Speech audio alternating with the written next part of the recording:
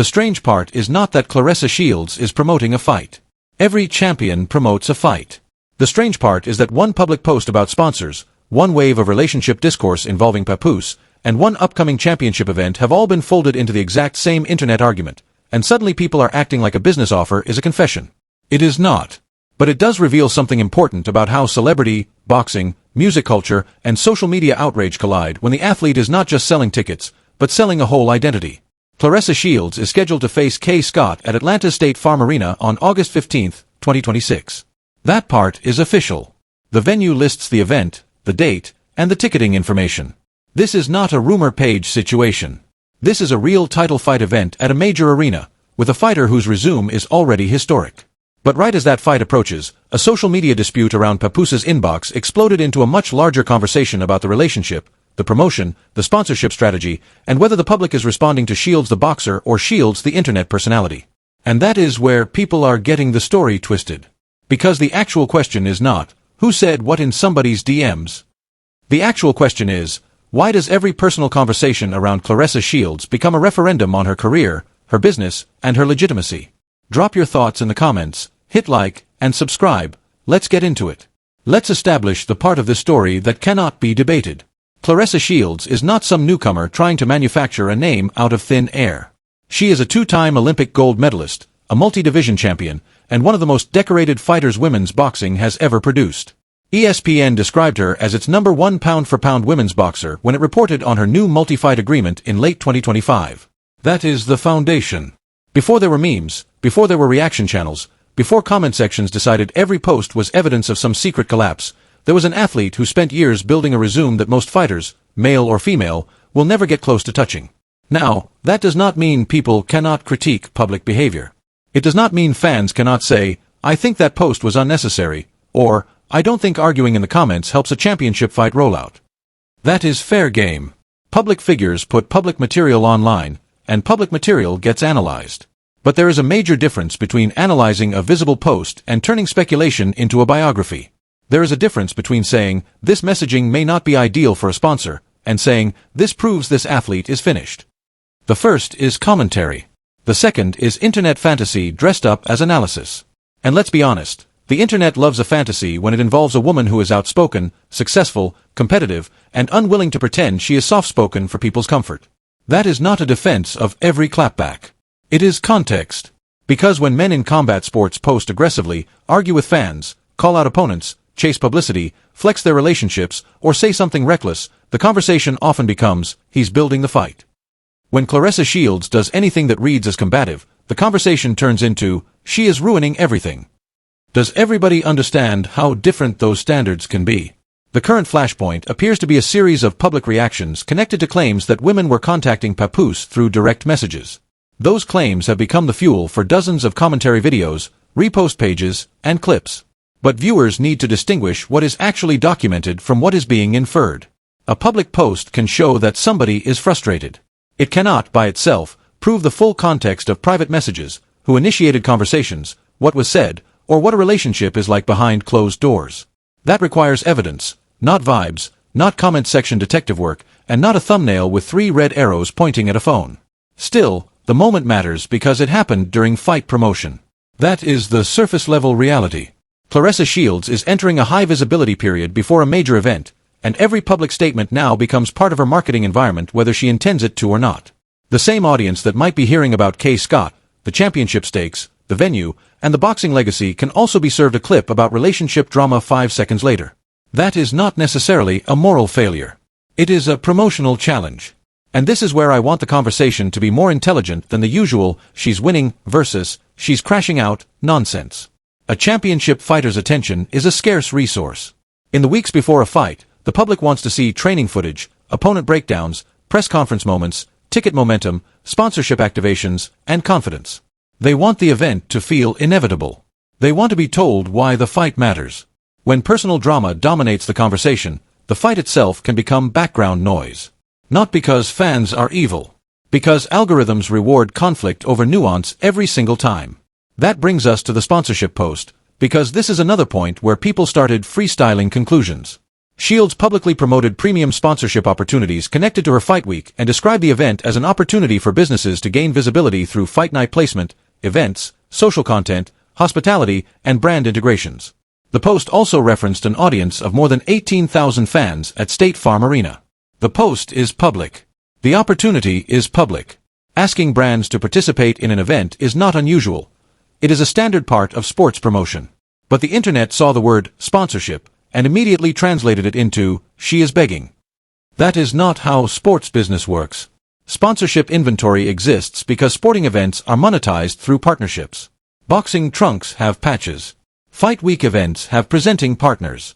Digital rollouts have brand integrations. VIP experiences have corporate buyers. Press conferences have backdrops. Hospitality suites have buyers. Merch tables have collaborations. If you have ever watched a major boxing event, a UFC event, an NBA broadcast, a music festival, or a championship weekend, you have seen sponsorship real estate everywhere. The real question is not whether an athlete offers sponsorship opportunities. The real question is whether the offer is structured well, whether the audience is valuable, whether the campaign is brand safe enough for a particular company, and whether the sponsor sees a return on investment. That is the grown-up version of the discussion. Not, look, there are logos available, so something must be wrong. Of course there are logos available. The point is to sell the logos. Now, can public controversy affect sponsor appetite? Absolutely. It can affect anyone's sponsor appetite. That is true for boxers, rappers, streamers, actors, athletes, politicians, comedians, and influencers.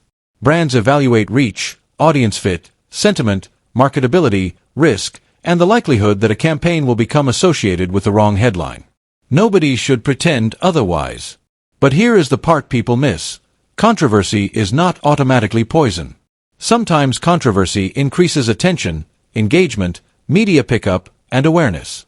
The question is whether the attention converts into ticket sales, digital growth, sponsor value, and long-term audience loyalty. That is the first visible piece of evidence. Shields is promoting a major fight at a major arena. The official event listing confirms the location, date, and ticket pathway. The venue itself is not a speculative rumor. It is a physical stake in the ground. Atlanta, August 15th. State Farm Arena. Kaye Scott across the ring. The second visible piece is the sponsorship post. It does not prove financial distress. It proves that a promotional operation is offering commercial placements tied to Fight Week. Those are not the same thing. Anybody presenting the post as automatic evidence of a crisis needs to show more than a screenshot and a sarcastic caption. The third visible piece is the public nature of the relationship conversation. Papoose and Claressa Shields have appeared together in major media spaces, including a widely viewed Breakfast Club interview where their relationship, public attention, and career paths were part of the discussion. That means this is not a story being created entirely by outsiders. They have participated in public conversation about their lives. But participation in public conversation is not a waiver that gives commentators permission to invent private facts. The fourth visible piece is the reaction ecosystem itself. Multiple YouTube channels are uploading commentary about the situation within hours of posts appearing. That tells us something. Not necessarily that the strongest claims are true, but that the topic is highly clickable. One recent Boxing Ego upload built an entire video around the inbox controversy, while other channels rapidly produced their own framing of the same moment. That is the attention economy in action. The story becomes less about what happened and more about who can narrate what it means first. And that is where I think we need to set the record straight on what is actually happening here. Because a lot of people are treating every reaction video like an investigative report. It is not. A reaction video can be entertaining. It can raise fair questions. It can show a public post. It can make an argument. But it is still commentary unless it provides independently verifiable evidence. If someone says a sponsor will never work with Claressa Shields, that is an opinion. If someone says the fight cannot sell, that is a prediction. If someone says a relationship must be failing based on a comment, that is speculation. Viewers have to learn to label these things correctly. And oh, do I have more for you? Because the people treating this like a simple relationship argument are missing the bigger cultural shift. The next layer is not just what Claressa Shields posted, or what fans typed underneath it. The real question is why so many people are invested in turning a championship fighter's relationship into the central story of her career. And for the viewers who believe every viral clip automatically settles the debate, the next part may be uncomfortable, because the evidence says the internet is not simply reacting to drama. It is helping manufacture the drama as the product. Let's talk about the culture around this story. First, there is the boxing audience. Boxing fans are not a single group. Some watch for technical matchups. Some follow promoters, purse bids, sanctioning bodies, rankings, and contracts. Some only arrive when there is controversy. Some are loyal to a fighter. Some are loyal to being against a fighter. And yes, there is a huge difference. A fan who wants Claressa Shields to win is looking at August 15th as a chance to add another chapter to her legacy. A person who wants her to fail is looking at August 15th as a chance to collect screenshots. Those are two completely different relationships to the sport. Second, there is the hip-hop and celebrity news audience. Papoose brings a separate fan ecosystem into the story. His connection to New York rap, his past relationship history that is played out publicly, and his own cultural visibility mean that boxing coverage can suddenly get remixed into relationship content. Once that happens, the incentive structure changes. A clean boxing headline might be, Shields vs. Scott announced for Atlanta. But the algorithmically favored headline is, what is happening in Papoose's inbox? You can probably guess which one gets more comments from people who were never planning to buy a fight ticket. Third, there is the gendered component. Let's have a real conversation. Claressa Shields has spent her career demanding the visibility, pay, respect, and mainstream attention that women's boxing has often failed to provide. She has done that loudly. Some fans love that. Others find it abrasive. But when a woman athlete uses the same competitive confidence that has been celebrated in male fighters forever, the backlash can become intensely personal. It moves from, I disagree with her strategy, to, let's dissect her appearance, relationship, family, personality, and private life. That is not sports commentary. That is a social media dogpile. Now, before anyone runs to the comments saying, so nobody can criticize her? No. Criticism is not harassment. Criticism is saying, I think this social media exchange distracted from the fight. Criticism is saying, I think the promotional messaging should emphasize Kaye Scott more. Criticism is saying, I want more details about what sponsors receive. Criticism is saying, I disagree with how she responds to fans. Those are all fair. But criticizing public conduct and trying to turn a person into a permanent punchline are not the same thing. Can we stop and think about what we are rewarding for a second? Fourth, there is the fan comment dynamic. Every celebrity sees comments. Very few public figures can respond to every provocation without eventually feeding the loop. A fan posts something insulting. The celebrity reacts. Screenshots spread. More people post for a reaction. More reaction channels cover the reaction. The celebrity sees the coverage and responds again. That is not a boxing strategy. That is an engagement machine. And once that machine starts moving, it does not care whether it helps the athlete, hurts the athlete, or makes the audience more informed. It only cares whether people keep watching. Think about the absurdity of it.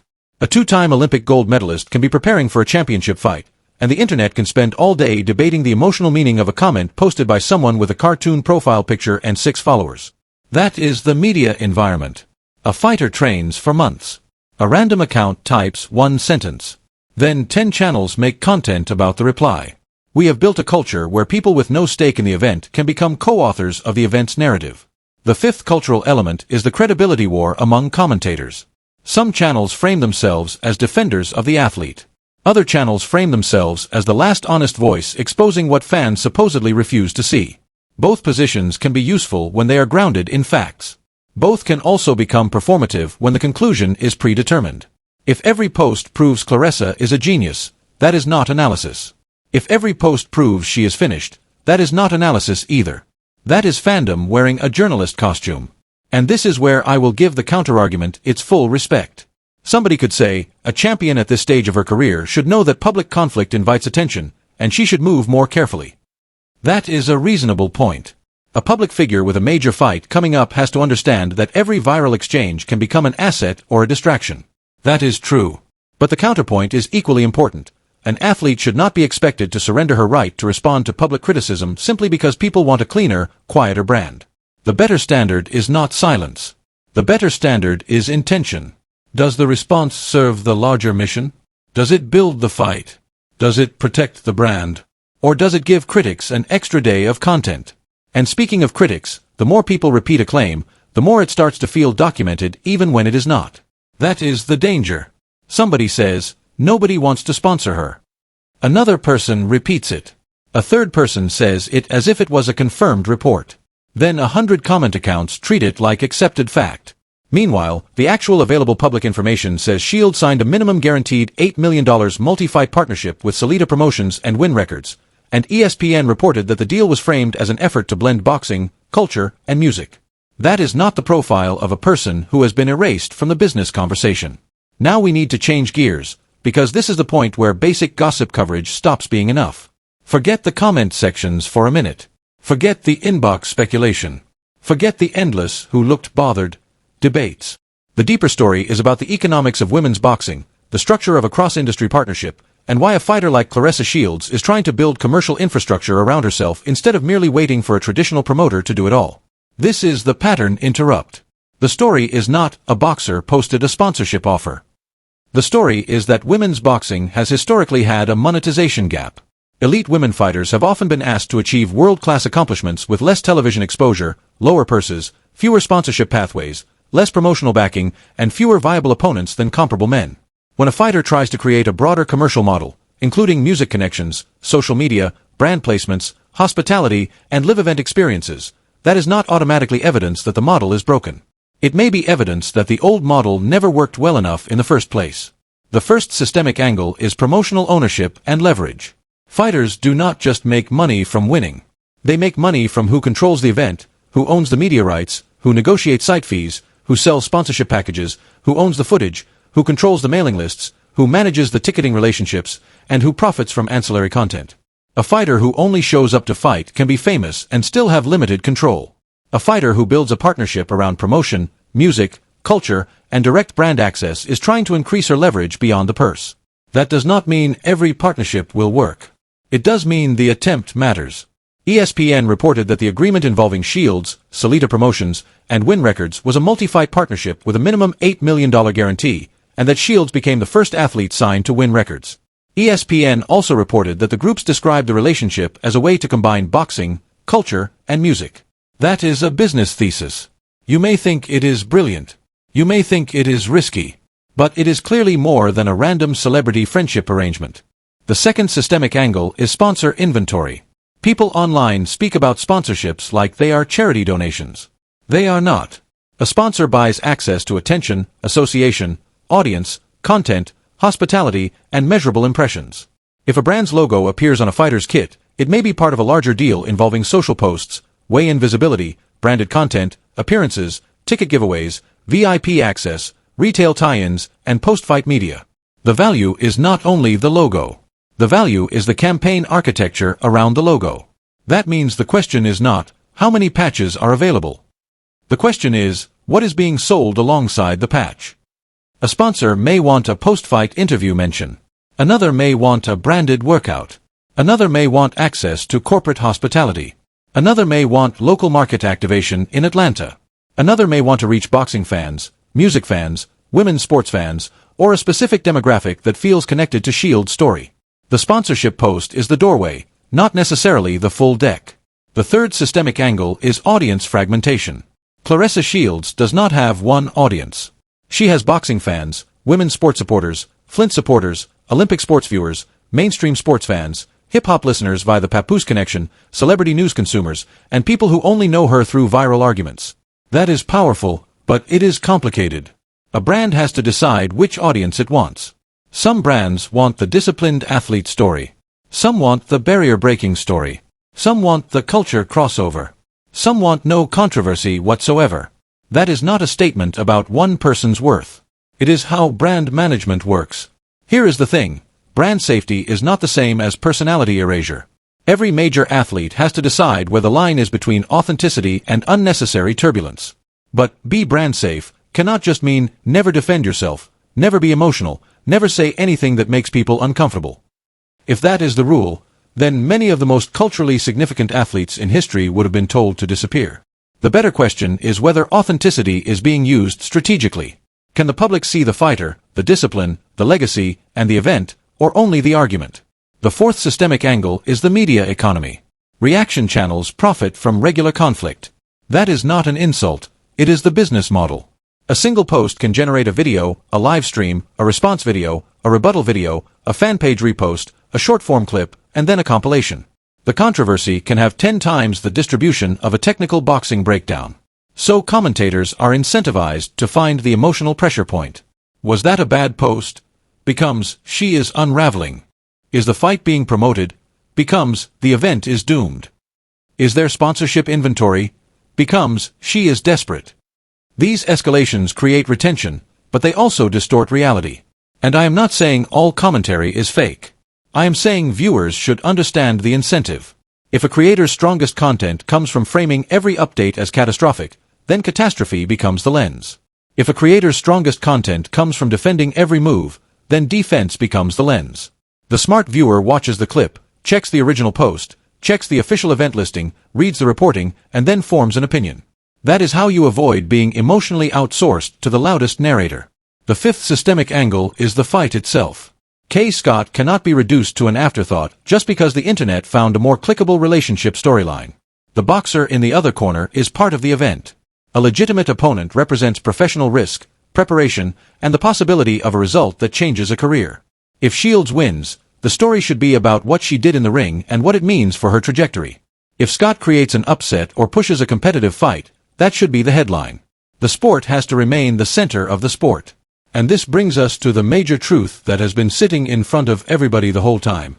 The inbox controversy is not the biggest story. The sponsorship post is not the biggest story. Even the relationship discourse is not the biggest story. The biggest story is that Claressa Shields is attempting to turn attention, good, bad, chaotic, skeptical, supportive, all of it, into a larger business platform while preparing for a major championship event. That is the real gamble. Let that sit for a second. People are seeing a public post and assuming it is evidence of weakness. But a more complete reading is that the post is evidence of an operation trying to monetize a fight week through every channel available. Live attendance, corporate partnerships, digital impressions, music adjacency, celebrity visibility, and direct-to-fan attention. Whether it succeeds is not something we can declare from a comment section. But the strategy is visible. The truth bomb is this. The same online chaos that critics say makes Claressa Shields unsellable may also be proving that she has become too culturally visible to ignore. That does not mean every brand will want in. It does not mean every fan approves of every post. It does not mean the personal drama is beneficial. But it does mean the old idea that a woman boxer must be quiet, universally liked, and controversy-free before she can be commercially valuable is being challenged in real time. Because visibility is currency. Narrative is currency. Attention is currency. And in a combat sports world where countless talented fighters are invisible, being the person everyone argues about can create opportunities if the operation behind you is disciplined enough to convert that attention. The danger is obvious. Attention can become noise. Noise can become distraction. Distraction can become a problem on fight night. But the opportunity is obvious too. Attention can expand an audience, create demand, attract partners, sell content, and make a fight feel like more than a fight. That is why the next few weeks matter. Not because someone in a comment section claims they know what is in Papoose's inbox. Not because somebody has an opinion about the relationship. Those things might dominate gossip coverage, but they do not settle the professional question. The professional question is whether the Shields team can direct the spotlight back toward the event, toward Kaye Scott, toward the championship implications, and toward a business model that treats women's boxing as a real commercial product instead of a side attraction. And the right person is still winning here if we define winning correctly. Claressa Shields is still in position to headline a major arena. She is still entering the ring with an extraordinary record of accomplishment. She is still tied to a reported multi-fight agreement that includes a minimum $8 million guarantee. She is still a fighter whose name can generate real conversation across boxing, sports, hip-hop, and celebrity media. That does not mean she is beyond criticism. It means the everything is over narrative does not survive contact with the facts. One person sees a sponsorship offer and says, desperation. The other sees a championship fighter creating commercial inventory around a major event. One person sees public attention and says, distraction. The other sees the difficult work of trying to turn visibility into leverage. The truth is probably not found at either extreme. But it is definitely not found in pretending a comment section pile-on is a substitute for a business audit. Listen, I have been saying this in different forms for a long time. The culture has to learn how to criticize without becoming a demolition crew. If Shields has a public exchange that does not help her fight promotion, say that. If the team needs a sharper message, say that. If you want more fight footage, more Scott-focused promotion, more clear explanation of sponsored deliverables, and more boxing-first content, say that. But do not confuse your desire for internet drama with a serious assessment of an athlete's career. Because the evidence speaks for itself. The fight is scheduled. The arena is booked. Tickets are being sold. The sponsorship opportunity is public. The larger partnership has been reported by major sports media. The cultural interest is obvious. What remains unknown is how it all performs when the bell rings and when the final business numbers are counted. That is the only scoreboard that matters. This is only the start. The next developments to watch are concrete. First, watch how the promotional campaign shifts as August 15th gets closer. Do we get more Kaye Scott-centered material, more training footage, more press conference tension, more official Fight Week programming, and more details about the event experience? Second, watch which brands, partners, personalities, and media outlets attach themselves publicly to the card. That will tell us far more than a viral insult ever could. And then, of course, watch the fight. Because boxing has a way of clearing the room. Every debate, every screenshot, every hot take, every reaction clip, every "I told you so" prediction has to step aside when two fighters actually stand across from each other. Claressa Shields versus Kaye Scott is the real event. Everything else is the noise orbiting it. If you want the next breakdown, we need to talk about the part nobody is measuring correctly. Why a reported $8 million deal linking a champion boxer, Salita Promotions, and Win Records could either become a blueprint for women's boxing, or reveal exactly how difficult it is to merge boxing, music, and social media celebrity into one business machine. The announcement looked like a win. But the structure behind it is the real story, and that is where the next conversation gets even deeper.